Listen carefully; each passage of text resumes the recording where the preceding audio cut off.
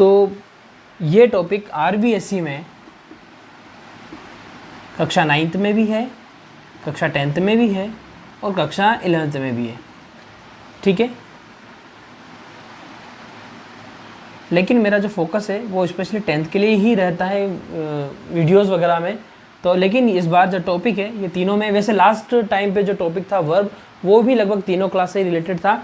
आज हम टेंस पढ़ने वाले हैं कक्षा 9, 10 और कक्षा 11 के लिए, आरबीएससी के लिए। कक्षा 12 में टेंस क्या ग्रामर नाम का कोई टॉपिक ही नहीं, ग्रामर ही नहीं है, ठीक है। अब बात करते हैं हम टेंस की। तो अंग्रेजी में अब तक हम 3 टेंस होते हैं, ठीक है, 3 मानते हैं ये 3 टेंस होते हैं, ठीक है। लेकिन वास्तविकता ये है कि वर्तमान जो अंग्रेजी है उसमें मात्र 2 टेंस है, ठीक है। एक हमारा है प्रेजेंट टेंस, एक हमारा है पास्ट टेंस। अब कहेंगे फ्यूचर टेंस कहाँ गया? एक्चुअल में जो फ्यूचर टेंस है इसे टाइम के रूप में यूज़ किया जाता है। किसके रूप में यूज़ किया जाता है? टाइम के रूप में। टाइम के रूप में कैसे? क्या है आजकल क्या होने लगा है कि इस फ्यूचर टेंस की जगह प्रेजेंट टेंस ने ले लिए। जो भी प्लानिंग्स वगैरह रिलेटेड है ना, वो सारी चीज़ें फ्यूचर की। जैसे कि अब बात करें हम लोग कि जैसे कल मुझे दिल्ली जाना है, ठीक है, कल मुझे दिल्ली जाना है, ठीक है। अब ये टेंस वाक्य फ्यूचर का है, दिल्ली जाना क्योंकि प्लानिंग है, लेकिन टेंस बनेगा कैसे? ये वाक्य कैसे बनेगा? I am to go Delhi tomorrow,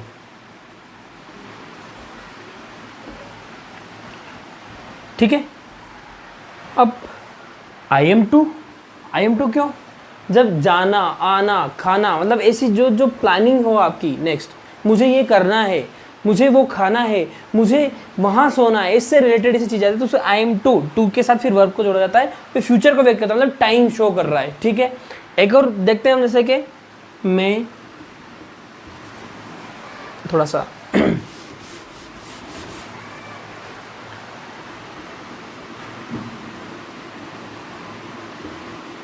वह कल आ रहा है, ठीक है, कल आ रहा है, बात फ्यूचर की है, लेकिन इसको कैसे बनेगा ये सेंटेंस? ही इज कमिंग वही टुमारो, ठीक है। देखिए प्रेजेंट, ये प्रेजेंट कंटिन्यूअस का टेंस है, सेंटेंस है, लेकिन बात कल की शो कर रहा है, फ्यूचर की। अतः इसीलिए इसी वजह से प्रेजेंट और पास्ट टेंस रह गया है, फ्यूचर टेंस को एक टाइम शो कर दिया गया है। लेकिन अगर हम परीक्षा के नज़रिए से देखें तो परीक्षा के नज़रिए से हमें विल, शैल, फ्यूचर टेंस पढ़ करके फॉर्मेलिटी करनी ही पड़ेगी, इसलिए आप लिख सकते हैं फ्यूचर, ठीक है। और पर फ्यूचर में हम सिर्फ हमें अगर ठीक है, कोई दिक्कत नहीं, वो बाद में बात करेंगे। आज हम बात करते हैं टेंस में प्रेजेंट टेंस की। प्रेजेंट टेंस आपको पता होगा प्रेजेंट टेंस कितने प्रकार का होता है? प्रेजेंट टेंस 4 प्रकार का होता है। नंबर 1 इंडेफिनिट, जिसे हम सिंपल के नाम से भी जानते हैं। नंबर 2 हमारा कॉन्टिन्यूअस टेंस, ठीक। Number 3 perfect. Number 4 perfect continuous. देखिए राइटिंग में थोड़ा सा एडजस्ट कीजिएगा आप मेरी, ठीक है, आपको राइटिंग में एडजस्ट करना ही पड़ेगा, ठीक है। और रही बात ये सारी ये चीज़ की पीडीएफ में जो मेरा वीडियो है इसके साथ आपको गूगल ड्राइव की लिंक भेज दूँ। आप गूगल ड्राइव पे जा करके उस लिंक पे जाकर गूगल ड्राइव के थ्रू उस वीडियो को आप, उस नोट्स को आप डाउनलोड कर सकते हैं, ठीक है। ये इस प्रकार से प्रेजेंट टेंस 4 प्रकार का, प्रेजेंट इंडेफिनिट या simple, present continuous, present perfect continuous. क्या है इनके बारे में अब देखते हैं हम लोग, ठीक है। प्रेजेंट इंडेफिनिट देखते हैं सबसे पहले हम लोग, या प्रेजेंट सिंपल।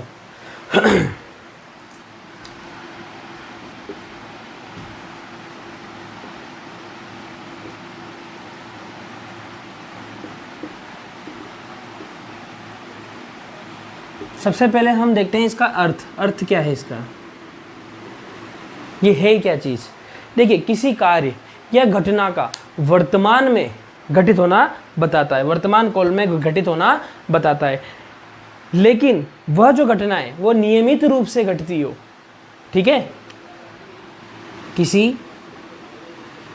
कार्य तथा घटना का वर्तमान काल में घटित होना बताता है तथा ऐसी घटनाएं वर्तमान में नियमित रूप से, ध्यान दीजिएगा इस बात पे, नियमित रूप से, ठीक है, आदतन शाश्वत सत्य या शाश्वत रूप से, शाश्वत बोले या सार्वभौमिक बोले, सर्वकालिक बोले,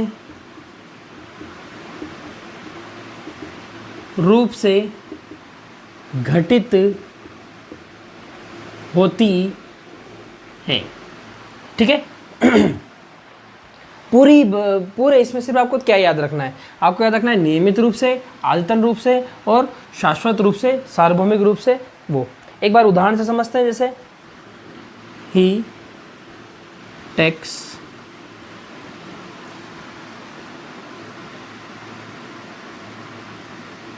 मी to temple with him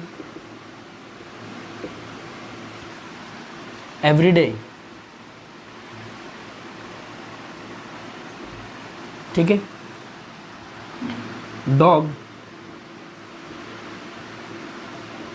barks at strangers, sun rises in the east।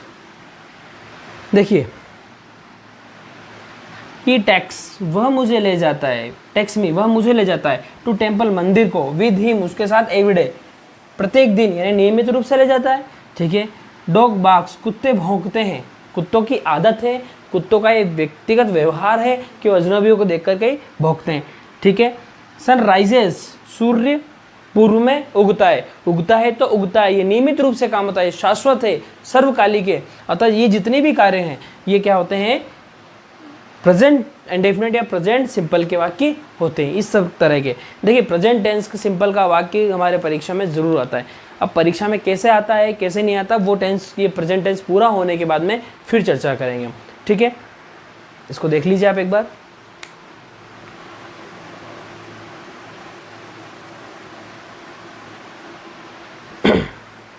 ठीक है, अब आगे बढ़ते हैं हम लोग।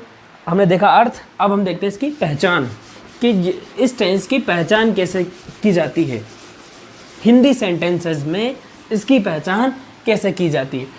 हम पढ़ते आए हैं, सदा से पढ़ते आए हैं इसकी पहचान। नंबर 1, हिंदी वाक्य के अंत में, हिंदी वाक्य के अंत में ता, ती, ता है, ती है, ते है इत्यादि शब्द आते हैं। ठीक है, ये जो पहचान हम पढ़ते आए हैं, वह सोता है, वह रोता है, वह खाता है, वह पीता है, वह जाता है, वह आता है, ये सारे हो गए ताहे, तीहे, ते हैं। सेकंड पहचान जो कि मैंने आपको इसका अर्थ लिखवाया, उसमें लिखवाइए, कार्य का, कार्य या घटना का नियमित होने का बोध, मतलब आपको उस वाक्य से ये स्पष्ट हो रहा हो कि ये कार्य नियमित रूप से हो रहा है, तो आप उसको प्रेजेंट सिंपल टेंस में बनाएंगे। ठीक है, अगला आदतन कार्य, आदत के स्वरूप कोई कार्य करता है, ठीक है ना, वो भी इसी में आते हैं। किसी के आदत का बोध हो रहा है कि वह शराब पीता है, आदत है उसकी, वह सिगरेट पीता है, वह बीड़ी पीता है, ये सारी चीज़ें आदतें हैं, तो वो भी हमारी इसकी पहचान होती है प्रेजेंट सिंपल की। ठीक है, लिख लीजिए आप इसको।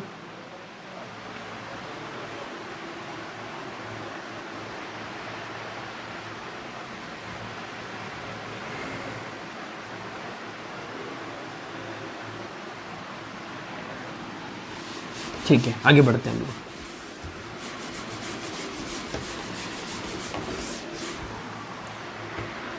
अब बात करते हैं इसके फॉर्मूला की।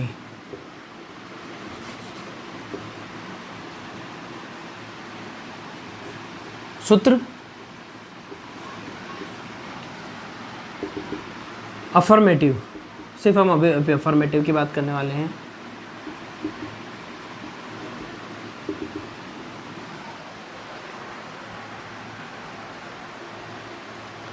देखिए अफर्मेटिव का इसका फॉर्मूला क्या होता है, सबसे पहले हमारा होता है सब्जेक्ट,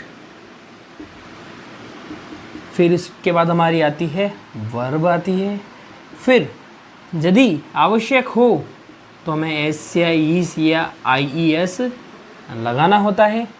इसके बाद हमारा ऑब्जेक्ट वगैरह या समय टाइम जो भी बच गया फालतू सामान, वो सारा हम इसमें डाल देते हैं। ठीक है, ध्यान रखना है, सबसे पहले सब्जेक्ट, उसके बाद वर्ब, उसके बाद एस या ES IES डाल देते हैं। ठीक है, जैसे ही wants my car, ठीक है, wants की जगह कर दो likes, उसे मेरी कार पसंद है या वो उसे मेरी कार पसंद होती है। ठीक है, उसे मेरी कार पसंद है। ठीक है, देखिए आप सब्जेक्ट वर्ब, वर्ब में एस या ES, सब्जेक्ट के अकॉर्डिंग हमें एस या ES लगाना है। एक छोटा सा इसमें हम जो पर्सन होते हैं हमारे, ही शी इट वगैरह, आई वी उदय, इसके ऊपर भी थोड़ा सा हम देख लेंगे इसको भी हम लोग कि first person, second person, third person क्या होता है। जब हम आगे लिखेंगे इसके रूल्स कि फर्स्ट पर्सन के साथ ये करना है, सेकंड पर्सन के साथ वो करना है, थर्ड पर्सन के साथ वो करना है, लेकिन अगर हमें पर्सन पता नहीं फर्स्ट सेकंड थर्ड, तो फिर हम क्या करेंगे, वो रूल पढ़ने का मज़ा नहीं आएगा। ठीक है, तो सबसे पहले हम एक बार फर्स्ट सेकंड थर्ड पर्सन जो पर्सन है उसके एक टेबल देख लेते हैं, ताकि हम आगे जब रूल देखेंगे तो हमें थोड़ा बेहतर तरीके से समझ में आएगा। सॉरी, आपने फॉर्मूला लिख लिया होगा, अदरवाइज मैं नोट्स दूंगा उसमें से। आप देखिए पर्सन यानी व्यक्ति, मतलब कार्य यही करते हैं ना, सब्जेक्ट यही होते हैं। फर्स्ट देखो ये 3 प्रकार के होते हैं, कितने प्रकार के, फर्स्ट सेकंड थर्ड, ये तो हो गई इंग्लिश में। हिंदी में बात करें है ना, उत्तम पुरुष, मध्यम पुरुष, सॉरी मुझे कंफर्म नहीं आ रहा हिंदी का, प्रथम पुरुष, मध्यम पुरुष, उत्तम पुरुष, सॉरी हिंदी में मुझे नाम ध्यान नहीं आ रहा है इसका, कोई बात नहीं। अपन तो फर्स्ट सेकंड थर्ड पर्सन याद करते हैं। अब first person second person third person होता क्या है, आपको सिर्फ इतना ध्यान रखना है। मैं बोल रहा हूँ तो मैं कौन सा पर्सन हूँ, फर्स्ट की आवाज़ पहली बार मेरे मुंह से निकली तो मैं ही हूँ, मैं फर्स्ट पर्सन। मेरे सामने जो है जिसको मैं बोल रहा हूँ उसने मेरी आवाज़ को सुना है, वो होता है सेकंड पर्सन। और जिस विषय जिसके ऊपर हम बात करें वो होता है हमारा थर्ड पर्सन। फर्स्ट पर्सन वक्ता होता है, सेकंड पर्सन श्रोता होता है, और जिसके विषय में बात की जा रही वो हमारा थर्ड पर्सन होता है। एक टेबल बना लेते हैं फर्स्ट पर्सन सेकंड पर्सन की प्लूरल और सिंगुलर और प्लूरल के हिसाब से। पर्सन सिंगुलर और प्लूरल, ठीक है।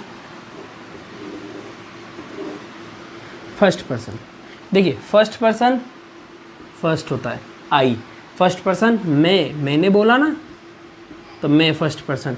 इसका बहुवचन होता है वी, हम, बहुत सारे मैं मिलकर के क्या बनते हैं, हम बनते हैं वी।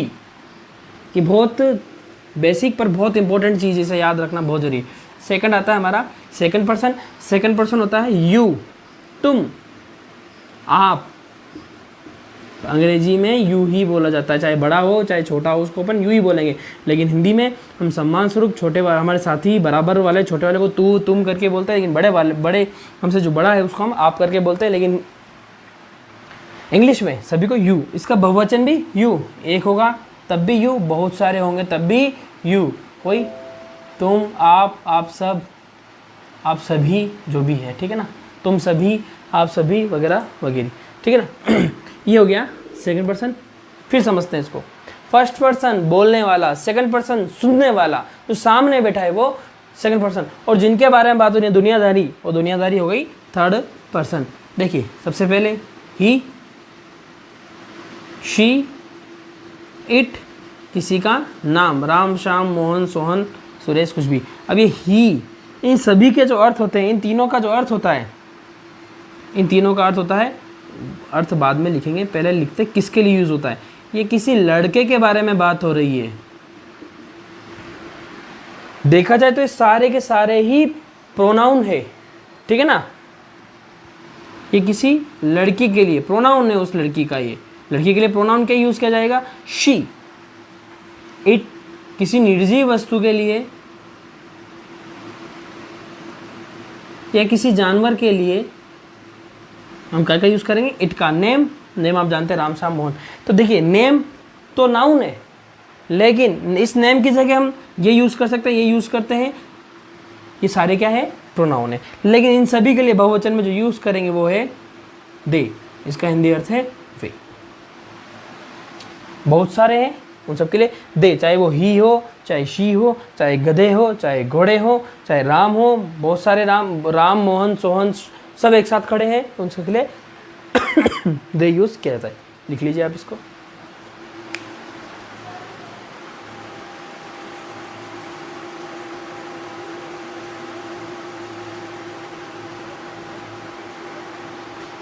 ठीक है, लिख लिया होगा। सबसे पहले आज जो भी हमने लिखा है आप इसको लर्न करें, उसके बाद ये हमारा इसका फर्स्ट पार्ट था। मैं सेकंड पार्ट में आपको इसके रूल और भी जो सेंटेंस है, नेगेटिव, इंट्रोगेटिव इत्यादि जो सेंटेंस है उनको समझाऊंगा।